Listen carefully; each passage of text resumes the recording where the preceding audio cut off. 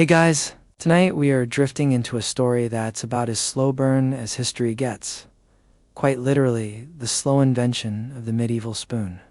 Picture yourself sitting by a faint crackling fire, a clay bowl steaming in your lap, and nothing more than a smooth pebble to scoop your soup with. It's messy. It dribbles down your chin, and you probably won't survive this meal without either burning your tongue or dropping half of it into your lap. So, before you get comfortable, take a moment to like the video and subscribe, but only if you genuinely enjoy what I do here. And if you're awake enough, let me know your location and what time it is for you in the comments. Now, dim the lights. Maybe turn on a fan for that soft background hum. And let's ease into tonight's journey together. You trudge back in time, tens of thousands of years, long before anyone can dream of a silver teaspoon engraved with initials. In this world, you are surrounded by hunters and gatherers, people who spend their lives chasing animals across grassy plains and scraping roots from dry soil. When food is caught, roasted, or boiled in a skin bag over hot stones, you need some way to get it into your mouth without burning your fingers or swallowing a bone whole. That's when you notice a shell lying by the river. Its curved form, smooth and slightly deep, gives you the bright idea to scoop. The first spoon, if you can call it that, is basically whatever nature provides. Scallop shells, turtle shells, even flat stones rubbed smooth by the water. You crouch near the fire with a crude shell in hand, dipping it into broth. The broth dribbles down your wrist and onto your knees, but it works better than cupping your hands. Some archaeologists suggest that Stone Age folk might also have used hollowed animal horns for sipping. Imagine a communal stew where everyone slurps from a horn, less than glamorous but practical. And here's the quirky part. In some digs, fragments of large seashells have been found with wear marks along the edge, suggesting repeated scraping of soft foods. Was it the first version of scraping the peanut butter jar? Historians still argue whether those worn shells were used as eating tools, or if they were simply for scooping salt or pigment for cave art. Around you, the world smells of smoke, damp earth, and charred meat. There's no dinner table, no napkins, no cutlery set arranged just so. Your knees are your dining table, and your fingers remain sticky most of the time. The act of eating is both survival and ritual, and the tools you use blur the line between kitchen, implement, and sacred object. Some tribes, it's thought, carved little depressions into soft stone miniature bowls, small enough to fit in a palm. If you squint, you can almost imagine them doubling as spoons. And yes, you inevitably drop food onto your lap, which instantly gathers flies. Someone beside you laughs, because it's always funnier when it happens to someone else. The joke's on them. They'll try the same thing with a sharper stone and end up with a chipped tooth. These earliest spoon-like tools are never glamorous, rarely efficient, but they are an early human attempt to solve the eternal problem: how to get hot soup into your body without third-degree burns. The rhythm of your days in this ancient camp is slow and quiet. Fires smolder, people nap, children poke at beetles, and the night stretches on with stars blanketing the sky. And while you may not be conscious of it, you are already part of the very first chapter in a long, sleepy story of human dining. Somewhere in this muddled beginning lies the origin of the spoon knot in a workshop. Not in a royal kitchen, but right here in the dirt, with shells, stones, and the occasional bone repurposed from last night's meal. The irony is that the spoon's earliest role is not about elegance or status. It's about scraping and survival. Your makeshift tool smells faintly of river mud, tastes like the broth you just stole, and sometimes breaks mid-meal. If you're unlucky, you jab your lip on the jagged edge of a shell. If you're luckier, you find a smooth one, and for a brief moment, you almost feel civilized. But then a neighbor snatches it, and you're back to slurping with your hands. One of the things scholars note is how these tools weren't standardized. Every shell is different. Every stone is shaped by chance. Like later spoons, there's no consistency. You can't line up 10 of them and find two alike. It's charming, in a way, to think of each Stone Age diner with their own unique spoon, though chances are nobody was impressed at the time. To them, it was just one step above, burning your fingertips in hot stew. And yet, even here, you catch hints of ceremony. Some shells are decorated, etched with lines, or stained with pigment. Were these marks just idle doodles, or did they carry spiritual meaning?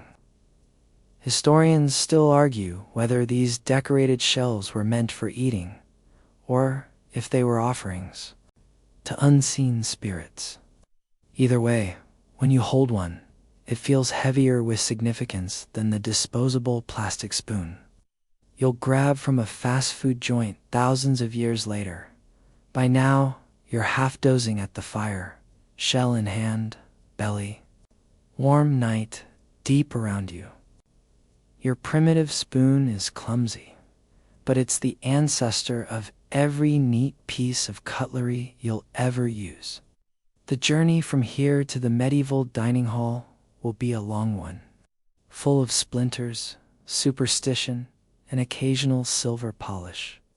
But for tonight, you're stuck with your muddy shell and the faint comfort that at least you didn't chip your tooth like the guy sitting opposite you. You wake up to the dawn of farming, where the world around you is shifting from chasing after herds to tending small plots of wheat and barley. The smell of damp earth clings to your clothes, and your hands are blistered from scratching at soil. With crude tools, meals are simpler in some ways: grains boiled into porridge, stews thickened with roots, maybe a bit of goat's milk if you're lucky. But now, you have a new challenge. You need something to stir the pot and scoop it out. Because eating with shells and stones just doesn't work when the food is thicker than soup. So you grab a piece of wood.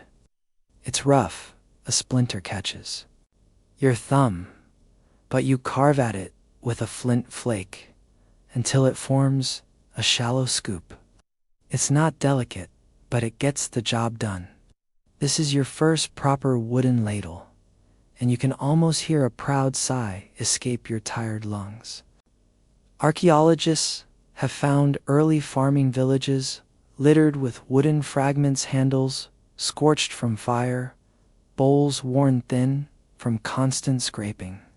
Wooden spoons didn't survive the ages very well, of course, but enough traces remain to tell. Us people were fashioning them thousands of years ago. You sit by the hearth, dipping your wooden spoon into a bubbling pot of porridge. It tastes nutty, with a faint crunch of grit from the stone it was ground on. The spoon is heavier than a shell, smoother than a stone. And most importantly, it doesn't heat up instantly and scald your lips. That's a small victory. The ladle isn't just for you either. It becomes the tool for doling out food to the whole family. There's a rhythm now: stir, scoop, pass, sip. Suddenly, meals feel a little more organized. Here's a quirky tidbit you probably didn't expect. In some Neolithic sites, archaeologists have uncovered spoons that look suspiciously ceremonial. One is shaped like a bird. Another has geometric carvings along the handle. Were these simply people showing off their carving skills? Or did they believe that certain spoons carried protective powers over their food? Historians still argue whether those early decorated spoons were practical utensils, ritual objects, or both. Imagine standing in your hut, trying to stir stew with what is essentially a carved totem half, praying it doesn't snap. You can almost hear the slow chatter of the first farming communities as they sit around eating with these new spoons. Children clank them against clay bowls. Adults stir thick soups until the handles are blackened, and every so often, someone gnaws on a wooden spoon just to keep their mouth busy.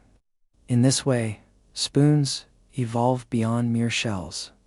They start to become extensions of daily life, shaped by necessity, but touched with creativity. Of course, wood isn't perfect. Your spoon eventually cracks after one too many plunges into boiling broth. The handle warps when left too close to the fire, and chewing on it leaves tooth marks that make you look suspiciously like a goat.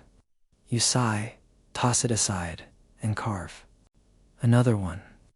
Maybe this time you experiment, make it a little deeper, a little longer. In your fumbling way, you are already inching closer to the spoon's modern form. And here's your first taste of communal spoon culture. In many farming societies, one big pot was placed in the middle of the family hut. Everyone dipped their spoons into it, taking mouthfuls at the same time. Hygiene was not exactly the top priority. If your cousin sneezed mid-meal, well, good luck. That's probably how your immune system learned to toughen up. But it also meant spoons carried a certain intimacy. They weren't just tools. They were part of the shared fabric of life. You run your thumb over the smooth handle and wonder how much care went into making it. Was it hurriedly hacked out in a few minutes, or was it carved slowly while sitting outside, watching crops sway in the breeze? The truth is, probably both. Some spoons were crude, others almost artistic. And here's another debate that lingers in archaeology. Were the decorated spoons owned by the elite farmers of the community, or were they passed around like talismans, never really belonging to anyone? Historians still argue whether personal ownership of utensils even existed at this stage.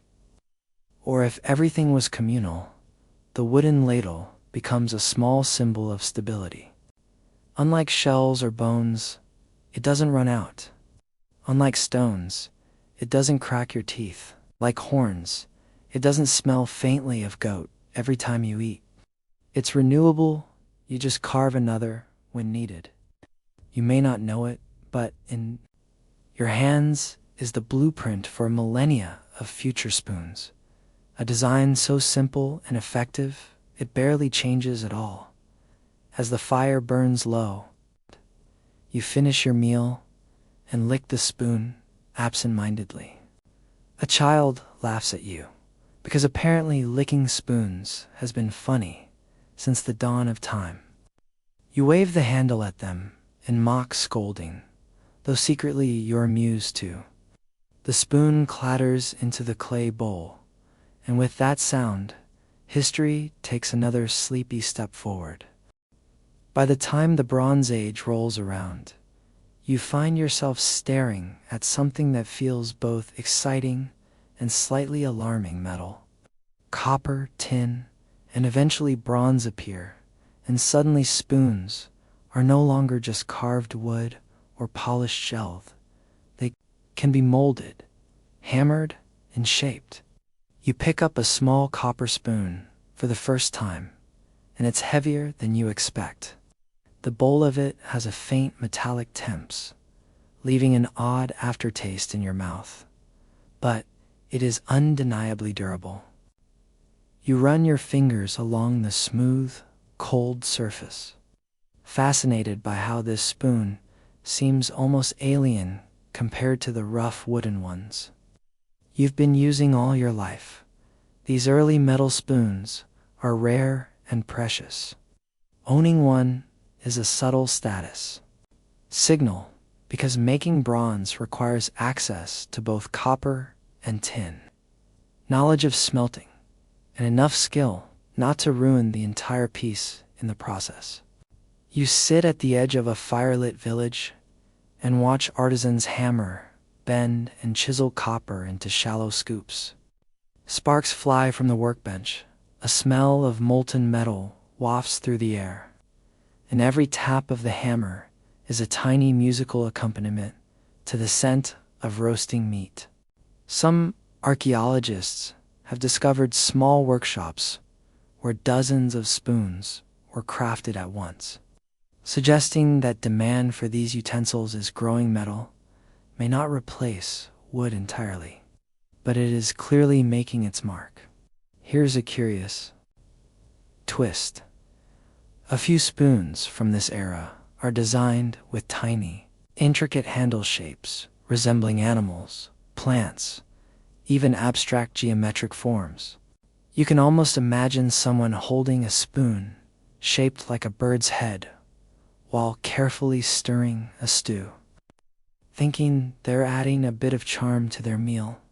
Historians still argue whether these decorative spoons were meant primarily for dining, ceremonial purposes, or both.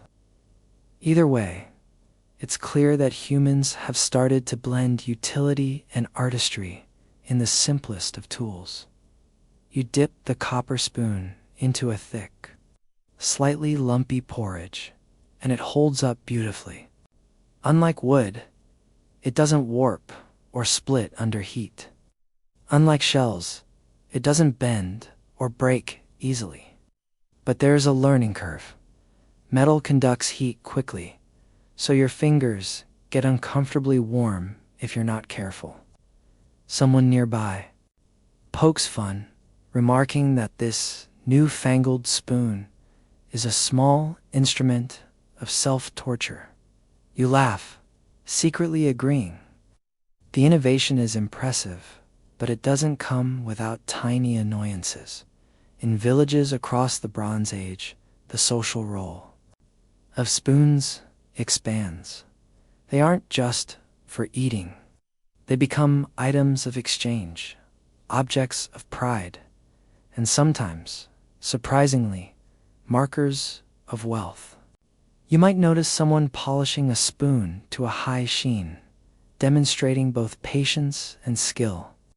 Others might hoard spoons like small treasures, perhaps gifting them during important family gatherings or tribal ceremonies.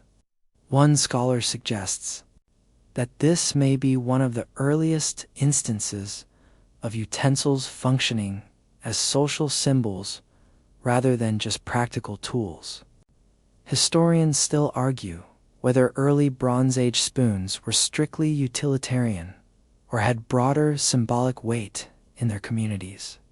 You observe a young apprentice in the workshop hammering furiously at a copper blank, attempting to shape the bowl without cracking it. Sparks fly. A tiny shard of metal bounces off the floor, and he yelps as if he just startled a wild animal. You chuckle quietly to yourself, because some things never change. Spoon making remains a delicate and exacting skill, no matter the material. Interestingly, a few metal spoons of this era were designed with little grooves along the handle. Some theorists suggest these were meant to prevent slipping when stirring thick stews, while others argue they were purely decorative, perhaps even magical in intent. You hold one, feeling the grooves against your fingertips, imagining the hand that carved it. Was it an artisan, a novice, or someone experimenting for the very first time with the possibilities of metal? Historians still argue whether these grooves had practical function or were simply aesthetic flourishes by evening. You're seated at a Bronze Age hearth, the copper spoon in hand, porridge cooling in a clay bowl.